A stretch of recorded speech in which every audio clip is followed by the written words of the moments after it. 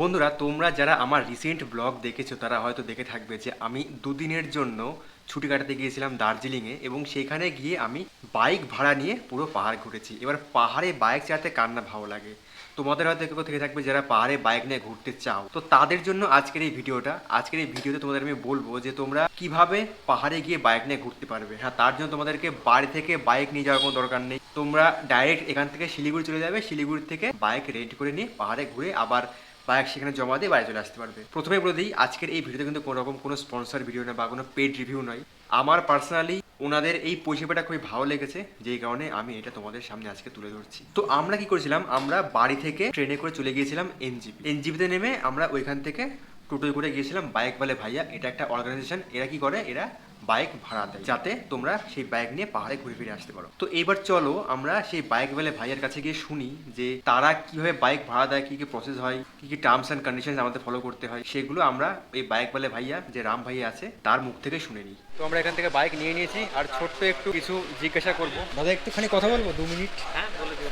তো তোমার এখানে যে বাইক নিলাম, মানে আমরা আগে জানতাম না, তো তুমি একটু বলো যে এই জায়গাটা কোথায়, বাইক নিতে গেলে আমরা কীভাবে বাইক নেব, কী কী ডকুমেন্টস লাগবে আর কী কী টার্মস অ্যান্ড কন্ডিশনস আছে। একদম দাদা, আমি একটা একটা করে আপনাকে জানিয়ে দিচ্ছি। আমাদের লোকেশনটা হচ্ছে আপনার ইস্টার্ন বাইপাস, আর এটা হচ্ছে আশিঘর মোড় পাশে। আচ্ছা। আপনি যদি এনজিপি বা জাংশন থেকে আসছেন, টোটো, ওলা, উবর, র্যাপিডো এগুলো সব পেয়ে যাবেন। গুগলেও দেওয়া আছে বাইক বলে ভাইয়ার নামে। যদি আপনারা যদি গুগল প্রিফার করেন তো গুগল দেখে নিন, আর এক্স্যাক্টলি লোকেশনসটা পেয়ে যাবেন। আর আমাদের ফোন নম্বর, হোয়াটসঅ্যাপ সাপোর্ট সব টাইমে অ্যাভেলেবল আছে। আপনি শুধু সেখানে হাই মেসেজ করেন আর তুরন্ত আপনাকে রিপ্লাই চলে যাবে। আর সেখানে বাটনও দেওয়া আছে, আপনি শুধু লোকেশনে ক্লিক করেন, আপনাকে লোকেশন চলে যাবে।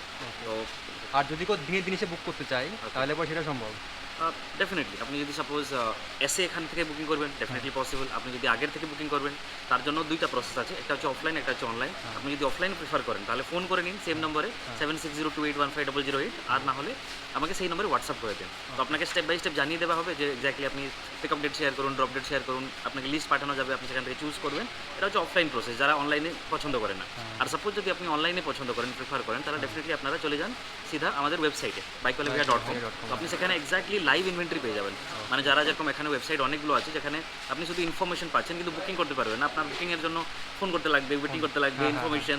আর তারপরে অনেকগুলো জিনিস হয় কি, মিসকমিউনিকেশন। আপনাকে বলা যাবে এই গাড়িটা, দেওয়া যাবে আরেকটা গাড়ি, আর অনেক কিছু হতেও পারে। বাট ক্ষেত্রে কি হয়, আমাদের লাইভ ওয়েবসাইট, আপনি যান ওখানে, আপনি নিজের পছন্দের গাড়ি সিলেক্ট করেন, যেগুলো অ্যাভেলেবল দেখাবে। তার থেকে আপনি কেওয়াইসি আপনার একটা ছোট্ট আছে, কমপ্লিট করবেন, আপনার ডকুমেন্টগুলো আপলোড করবেন, 500 টাকা পেমেন্ট করবেন, আপনার বুকিং কনফার্মেশন হয়ে যাবে।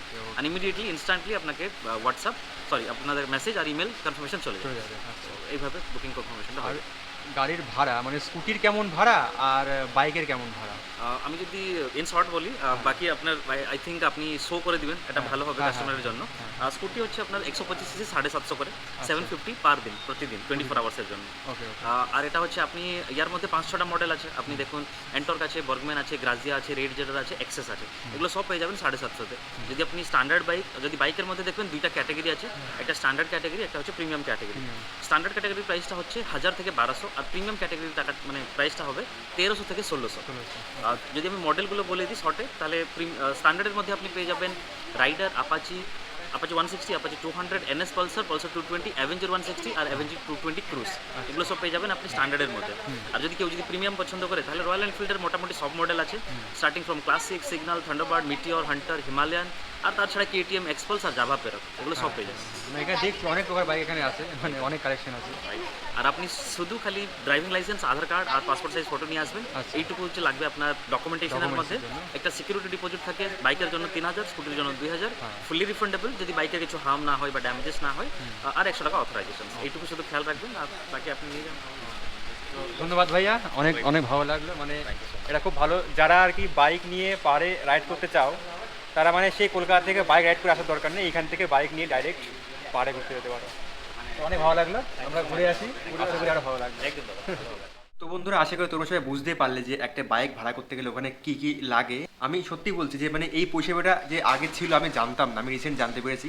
তো আমাদের জন্য এটা মানে খুবই একটা ভালো ব্যাপার, কারণ আমরা পাহাড়ে গিয়ে ওই 4 চাকা গাড়ির মধ্যে ঘুরতে আমাদের ভালো লাগে না। তো যখন আমাদের হাতে খুবই কম সময় থাকবে, ধরুন একদিনের ছুটি পেয়েছি বা 2 দিনের ছুটি পেয়েছি, তখন আমরা এটা করবো, এখান থেকে চলে যাবো শিলিগুড়ি এনজিপি বাসে বা ট্রেনে, তারপর এখান থেকে বাইক নিয়ে 1 দিন বা 2 দিন পাহাড়ে ঘুরে এসে বাড়ি চলে আসতে পারবো। তো তোমরাও এটা করতে পারো। আর তোমরা কিছু কিছু ব্যাপার মাথায় রাখবে, যেমন হচ্ছে যখন গাড়ি তোমরা নেবে ওখান থেকে, তোমরা ভালো করে গাড়ির একটা ভিডিও করে নেবে, যাতে গাড়িতে যদি কোনো রকম স্ক্র্যাচ ফ্র্যাচ থাকে আগে থেকেই সেটা তোমার ভিডিওতে উঠে যায়, তাহলে পরে যদি তাহলে পরে কোনো প্রবলেম হয় তোমরা ভিডিও দেখাতে পারবে, এই দেখো তোমাদের গাড়ি থেকে আগে থেকে স্ক্র্যাচটা এখানে পড়া ছিল, ঠিক আছে। অবশ্য কোনো প্রবলেম হয় না, কারণ আমি যেখানে আমি যখন বাইক ভাড়া নিয়েছিলাম, যখন বাইকটা আমি জমা দিলাম ওরা কিন্তু কোনো রকম কোনো বাইক চেকিংই করেনি, মানে আমি জাস্ট বাইক নিয়ে গেলাম, ওনারা জাস্ট গ্যারেজে গিয়ে রেখে দিল। তো সমস্যা কিছু হবে না। হ্যাঁ, দেখা গেলো মেজার সমস্যা হয়ে গেলো, বিশাল বাইকের দেখা গেলো বড় একটা অ্যাক্সিডেন্ট করে ফেললে, সেই সময় সমস্যা হতে পারে।